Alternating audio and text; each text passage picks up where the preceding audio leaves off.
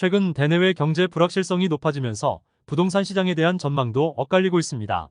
통계상으로 집값 상승세가 지방까지 확산되면서 집값이 바닥을 찍었다는 의견도 있고, 반대로 모든 경제 지표가 안 좋은 상황에서 부동산만 오를 수 없다는 분석도 있습니다.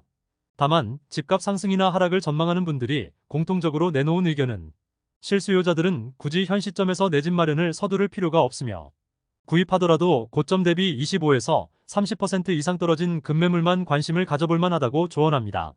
올해 1분기부터 서울 아파트를 중심으로 지난해 급락했던 집값이 반등했으며, 최근엔 지방 아파트까지 상승 전환되고 있습니다.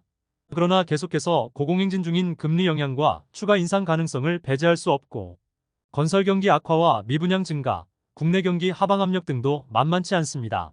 한국부동산원이 발표한 8월 마지막 주 전국 아파트 매매 가격이 0.06% 오르며 7주 연속 상승했습니다. 서울은 17주 연속 상승세를 기록했고, 지방도 2주 연속 올랐습니다. 전세 가격도 전국은 6주 연속, 서울도 17주 연속 상승하는 중입니다. 주택 구매력과 주택 전망 지수도 개선되고 있습니다.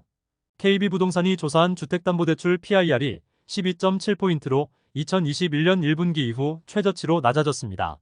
PIR이 낮을수록 주택에 대한 구매력이 높아졌다는 의미입니다. 또 한국은행이 발표한 8월 주택가격 전망지수가 107포인트로 한 달 전보다 5포인트 올랐습니다. 해당 지수는 기준선인 100을 넘으면 향후 집값 상승 기대감이 높아진 것으로 판단합니다. 여러 기관들 통계에서 나타나는 지표를 근거로 집값이 회복 국면에 들어섰다는 의견들이 나오고 있습니다. 그러나 집값 상승세가 멈추고 2차 폭락이 올 수도 있다는 근거도 디테일합니다.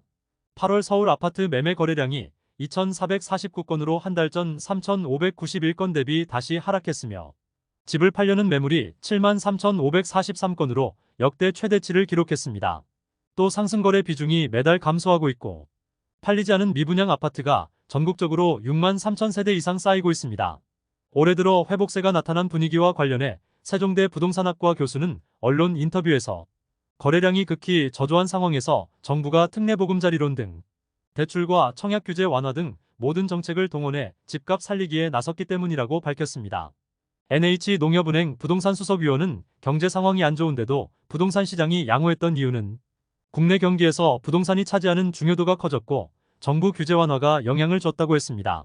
다만 세종대 교수는 경제 성장률과 수출 감소, 부담스러운 금리 등을 감안하면 국내 경기가 좋아질 가능성이 제한적인 상황에서 집값만 오른다고 볼 수는 없는 게 일반적인 판단이라며, 지금 함부로 집을 살 상황은 아니기 때문에 집값이 더 오르는 일은 없을 것 같다고 예상했습니다.